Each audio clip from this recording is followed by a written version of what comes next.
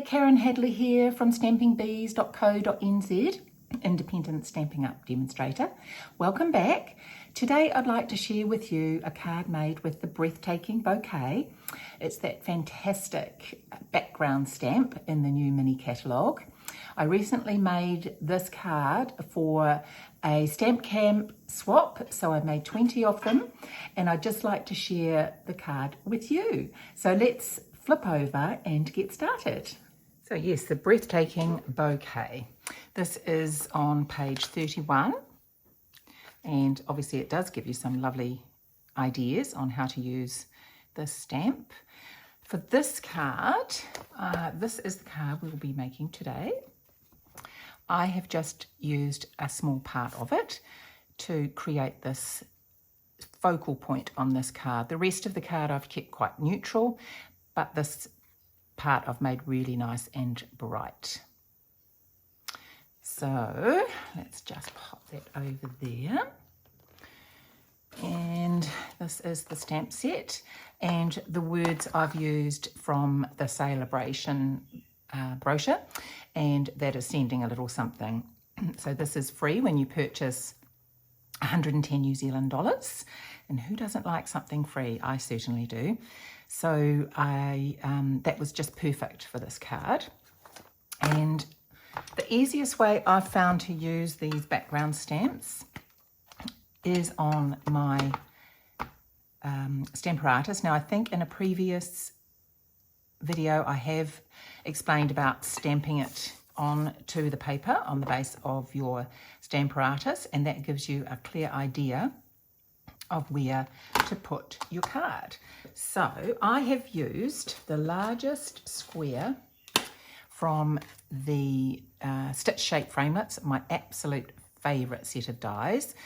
These come in square, circle and oval, and this is the largest from the set. And goes back. And I have cut out a square from the glimmer paper. So this is a watercolour paper that makes things easy to move around and make gorgeous patterns on your paper. So standard cardstock will just absorb the colour, the water, but this gives you that time to just give the colours time to move, which is exactly what we want. So I'm wanting to get in most of this big flower and a little bit of that flower there. So we are going to emboss it with Versamark and use some white embossing powder. So I'm just using my embossing buddy, of course, just to make sure that we don't end up with some extra embossing powder on places that we don't want it. So this is an anti-static pad, which is, I keep on top of my Versamark so that I never forget to use it. So I'm just inking up, I'll just move that over a little bit, just inking up the pad, giving it a good squish with the Versamark.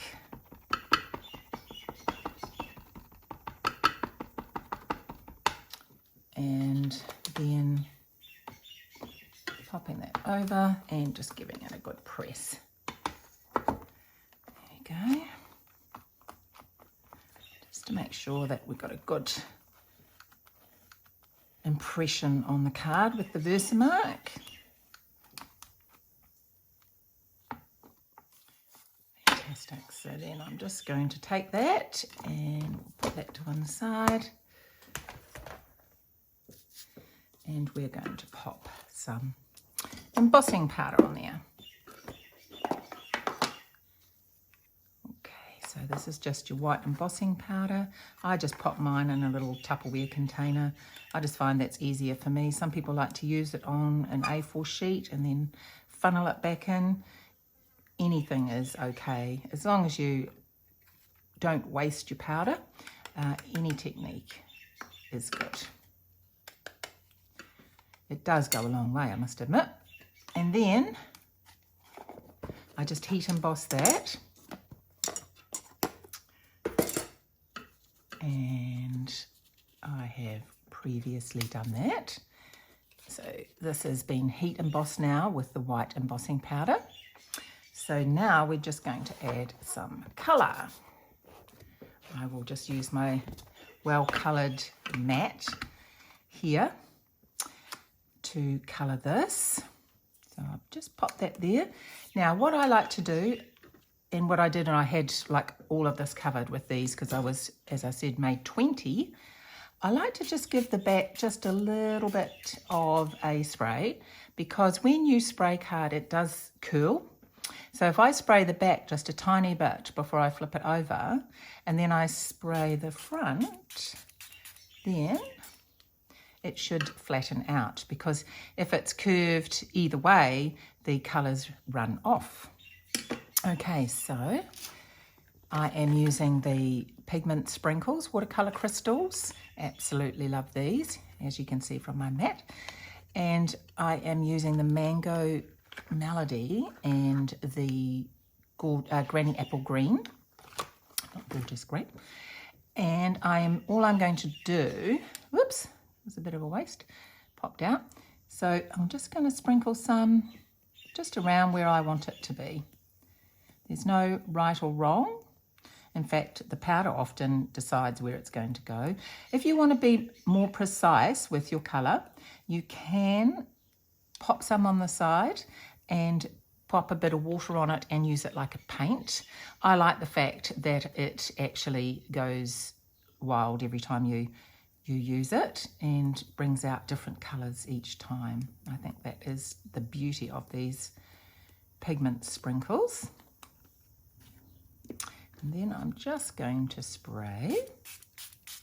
Look at that, isn't that amazing?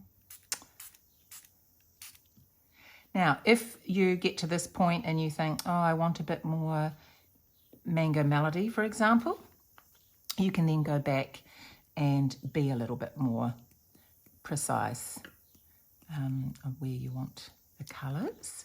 And the other thing you can do, instead of spraying again, you can just use your aqua brush, and you can see I've used that, and you can just use that to spread out the colour if you want to be more precise with that.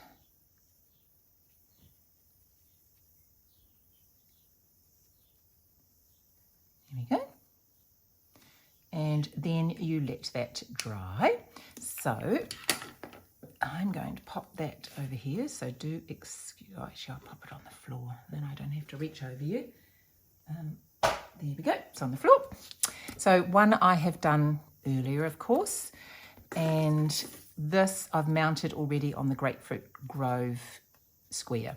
So just to give you the measurements for this, I have just thick white cardstock, and that is 24 by 14. So we'll just give that an extra bit of a fold with the bone folder, make it nice and flat. So I then have cut out the first white mat, and that is 13.5 by 10 centimetres, 13.5. Now I have done 3 of the sides already, but I have on this card, which I love to do, is just roughed up the edges.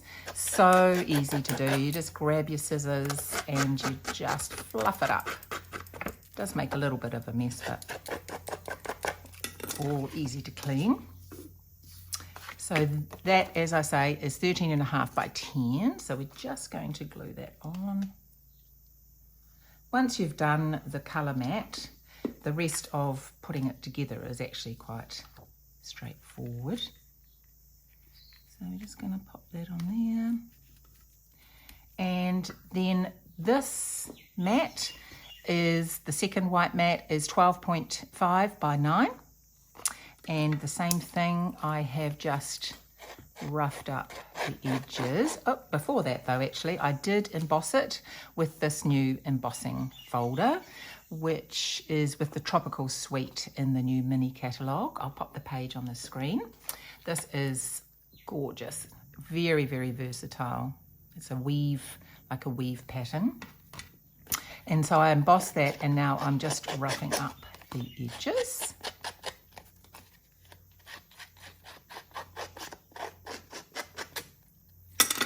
There we go. I did a couple of these beforehand because I'm sure you don't want to listen to scraping. And just a little bit of glue on here. Pop it on. Of course, you don't need to rough up the edges. It's just something that I like to do on some cards, especially with white on white on white. It just gives that texture on your card. So this is a Sahara Sand matte, 7.5 by 7.5. Once again, I'm just gluing that on. And I just thought I would put that at a little bit of an angle. Okay, and then, as I say, this Mango Melody Matte is 7 by 7. And most of it is glued. So we just pop the glue on there. And then this one is just straight. Nope, I'll put it around that way, I think. So I've put the Sahara Sand on the angle, and then this is straight. So we'll pop that aside. As I say, once it's just assembling, once the drying and the embossing on the front there is the longest part of making this card. So the next thing we will do is the sentiment. As I say, I have used that from that stamp set from the Celebrations, and that's Sending a Little Something, and I have used the Sahara Sand. So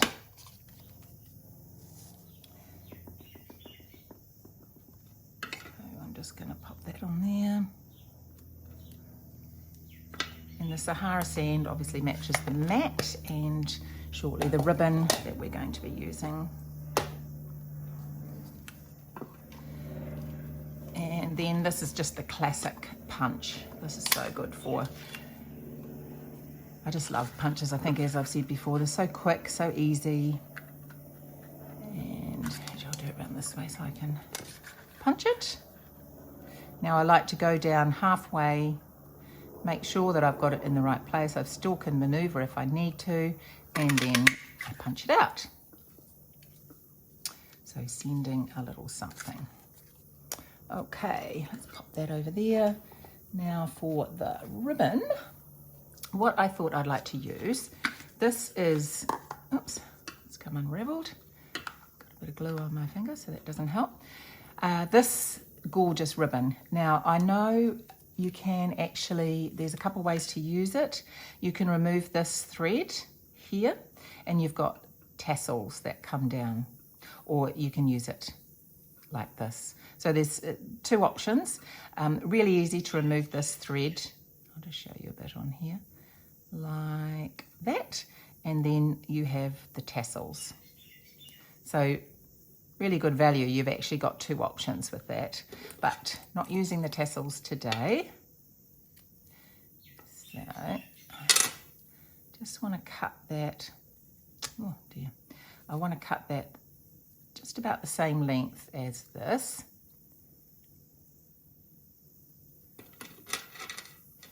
I'll just grab my sharper scissors, I think. These are my ones that I keep for ribbon, etc. And that's my card ones. They get a bit blunt, especially with all the roughing up of edges, etc.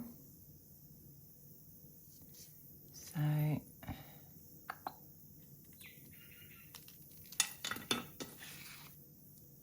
okay. Now I'm just going to put a little bit of tape on the back of that.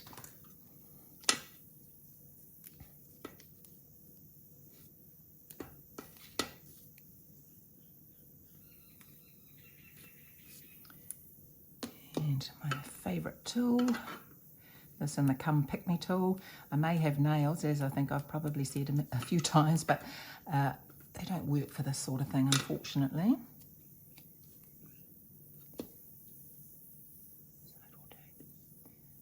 So just sticking on there. tidy up the edges a bit. There we go.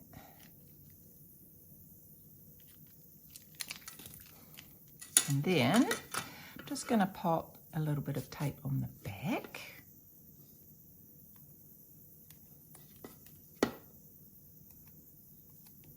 This is how I like to do ribbon if I'm popping a bit of ribbon on the back side of something like we're going to be doing. It just means that it holds it. Once I've sort of put it in place, it is held there by the tape. Easier, I find, than doing it on the card. But I'm sure there's many options. I'll tidy that up again in a minute. So I am just using this beautiful ribbon from the mini catalogue. It's the crinkled seam binding ribbon, which, as in previous videos, I've shown you can colour. Though I'm just wanting to leave it white today. So just going to wind a little bit around my fingers.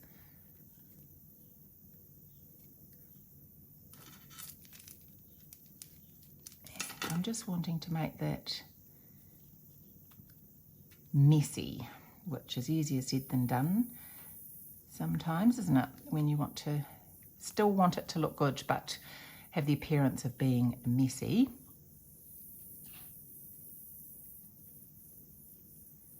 Artistically messy. Okay.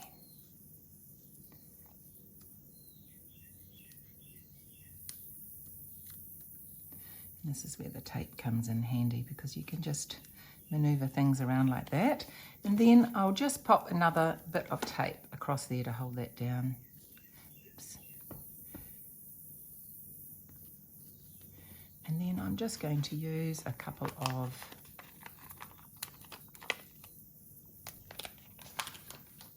dimensionals to pop that up. Just pop them on the back.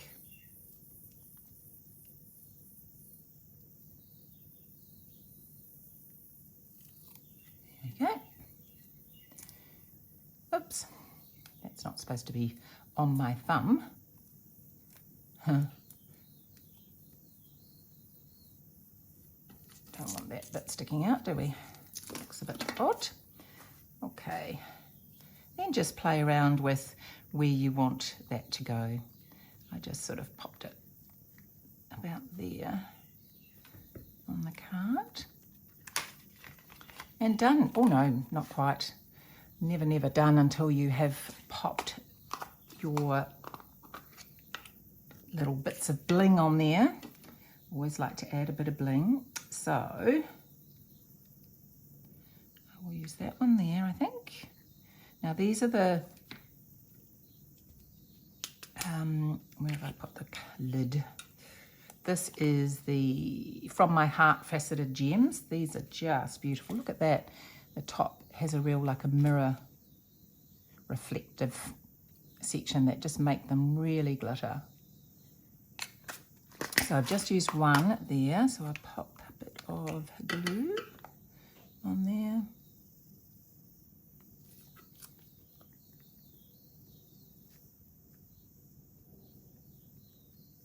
And then the other one I've used a couple from here that's iridescent sequin assortment. I just thought these colours were perfect for this because you have the green and the orange. So I'm just going to use the orange though. Oops. Oh, the green is telling me it wants to come out, of course. Right. Bit of orange.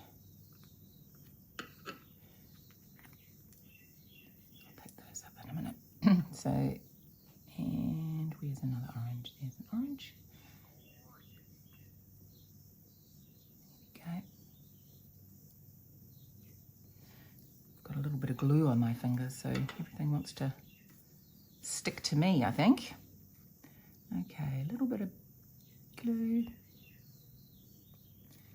Just a tiny bit, and we'll pop that on. Come here, you. One.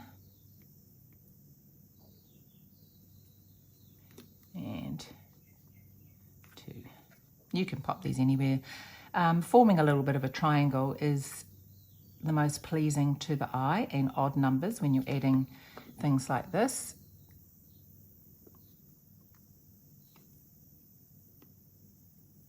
So that is my sort of triangle, and I have 3. And that's the card. As I say, once you've completed the colour, that putting together is actually quite simple.